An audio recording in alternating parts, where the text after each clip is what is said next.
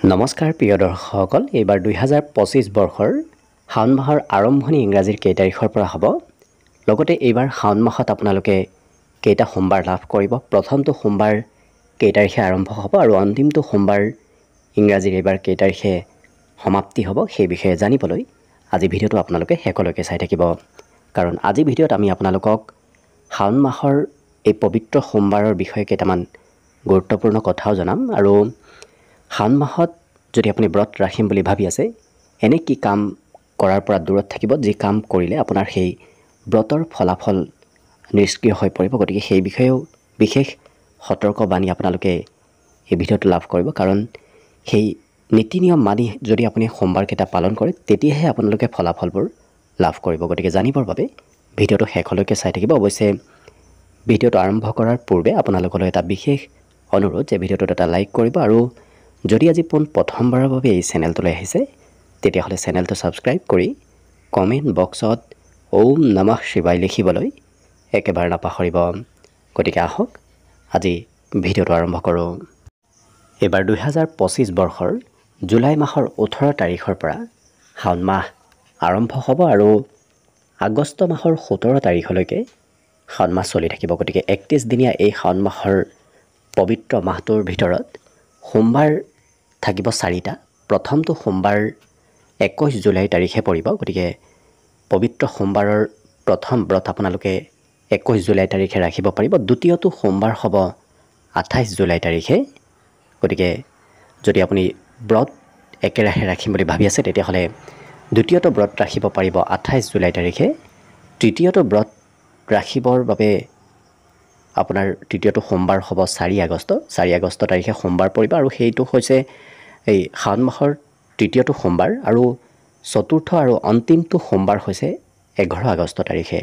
গতিকে 11 আগষ্ট তাৰিখৰ দিনা অন্তিমটো সোমবাৰ পৰিব। গতিকে এই পবিত্ৰ সোমবাৰকেইটাত আপোনালোকে যদি ব্ৰত ৰাখিম বুলি ভাবি আছে, মহাদেৱৰ ওচৰত মনৰ অভীষ্ট প্ৰাপ্তিৰ বাবে যদি কামনা কৰিম বুলি ভাবি আছে তেতিয়াহ'লে এই প্ৰত্যেকটো সোমবাৰেই অতি পবিত্ৰ সোমবাৰ।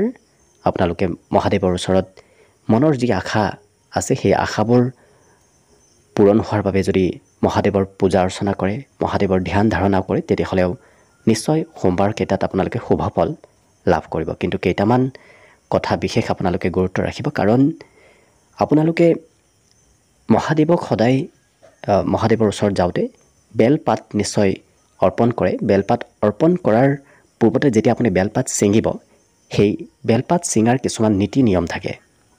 আপোনালোকে বিশেষকৈ সেই নীতি নিয়ম পালন কৰি যদি বেলপাত ছিঙি মহাদেৱক অৰ্পণ কৰে তেতিয়াহে সুফল লাভ কৰিব। কিন্তু যদি আপুনি শাস্ত্ৰত নিষেধাজ্ঞা থকা সময়ত বেলপাত ছিঙি আপুনি মহাদেৱক অৰ্পণ কৰে তেতিয়াহ'লে সেই ব্ৰত নতুবা পূজাৰ ফল কিন্তু নিষ্ক্ৰিয় হৈ পৰে। গতিকে আপোনালোকে যিদিনা চতুৰ্থী থাকিব সেই চতুৰ্থী তিথিৰ দিনা বেলপাত নিছিকিব। চতুৰ্থী, অষ্টমী, নৱমী, চতুৰ্দশী, অমাৱস্যা, পূৰ্ণিমা আৰু সংক্ৰান্তিৰ দিনা এইকেইটা দিনত আপোনালোকে বেলপাত নিছিঙিব। তাৰ আগদিনাই আপোনালোকে ছিঙি থ'ব পাৰিব। আৰু বিশেষকৈ আপুনি মনত ৰাখিব, কাৰণ সোমবাৰকেইটাত আপোনালোকে নিশ্চয় মহাদেৱৰ কাৰণে পূজা অৰ্চনা কৰিব যাব, কিন্তু সোমবাৰত কেতিয়াও বেলপাত আপোনালোকে নিছিঙিব।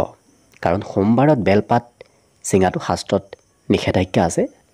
শাস্ত্ৰত উল্লেখ থকা অনুসৰি আপুনি যদি সোমবাৰৰ দিনটোত বেলপাত ছিঙে তেতিয়াহ'লে কিন্তু মহাদেৱৰ এক বিশেষ সুফল আপুনি লাভ নকৰিব। গতিকে যদি আপুনি ব্ৰত পূজা অৰ্চনা কৰিম বুলি ভাবি আছে, সোমবাৰৰ আগদিনাই আপোনালোকে বেলপাত ছিঙি থ'ব। তাৰপিছত সেই বেলপাত আপুনি পুনৰ পিছদিনা ধুই মহাদেৱক অৰ্পণ কৰিব পাৰিব। আৰু ৰাত্ৰিৰ ভাগত কেতিয়াও সূৰ্য অস্তৰ পিছত কেতিয়াও বেলপাত আপুনি নিছিঙিব, কাৰণ সূৰ্য অস্তৰ পিছত বেলপাত ছিঙাত নিষেধাজ্ঞা আছে। গতিকে মহাদেৱৰ কৃপা এই শাওণ মাহটোত লাভ কৰিবৰ বাবে আপোনালোকে এই নীতি নিয়মখিনি পালন কৰি ব্ৰত পালন কৰাৰ চেষ্টা কৰক। দেখিব এইবাৰ আপুনি নিশ্চয় মনৰ আশাবোৰ পূৰণ কৰিব পাৰিব। কাৰণ মহাদেৱ হৈছে দেৱাদিদেৱ আৰু মহাদেৱৰ কৃপা যেতিয়া কোনোবা ব্যক্তিৰ ওপৰত পৰে তেতিয়া সকলো প্ৰকাৰৰ বাধা বিঘিনিবোৰ দূৰ হৈ পৰে, সকলো সমস্যা সমাধান হৈ পৰে, সকলো কষ্ট দূৰ হৈ পৰে। গতিকে মহাদেৱৰ বিশেষ কৃপা লাভ কৰিবৰ বাবে কি প্ৰতিকাৰ কৰিব লাগে সেই বিষয়ে আমি আপোনালোকক ইয়াৰ পৰৱৰ্তী ভিডিঅ'ত জনাম। গতিকে আপোনালোকে কি কি প্ৰতিকাৰ, বিশেষকৈ 3টা নিয়ম আছে, সেই 3টা নিয়ম যদি আপুনি পালন কৰি এই সোমবাৰৰ ব্ৰত ৰাখে, মহাদেৱৰ পূজা অৰ্চনা কৰে, তেতিয়া আপুনি জীৱনত বিশেষ উন্নতি প্ৰগতি লাভ কৰিবলৈ সক্ষম হ'ব পাৰিব। গতিকে সেই নিয়মবোৰৰ বিষয়েও আমি পৰৱৰ্তী ভিডিঅ'ত জনাম। কিন্তু আজিৰ ভিডিঅ'ত আমি আপোনালোকক 2025 বৰ্ষৰ কোন তাৰিখে আৰম্ভ হ'ব, কেইটা সোমবাৰ পাব সেই বিষয়ে জনালোঁ, আৰু বিল্বপত্ৰ ছিঙাৰ কিছুমান নীতি নিয়মৰ বিষয়ে আপোনালোকক জনালোঁ। গতিকে আপোনালোকে বিশেষকৈ বেলপাত ছিঙাৰ সময়ত একেটা নীতি নিয়ম পালন কৰি আপোনালোকে ছিঙিব, তেতিয়াহে মহাদেৱৰ বিশেষ কৃপা লাভ কৰিব। গতিকে আশা কৰিছোঁ ভগৱানে সকলোৰে মংগল কৰক, তাৰেই কামনাৰে ভিডিঅ'টো আজিৰ বাবে ইমানতে সামৰি মাৰিছোঁ। ধন্যবাদ।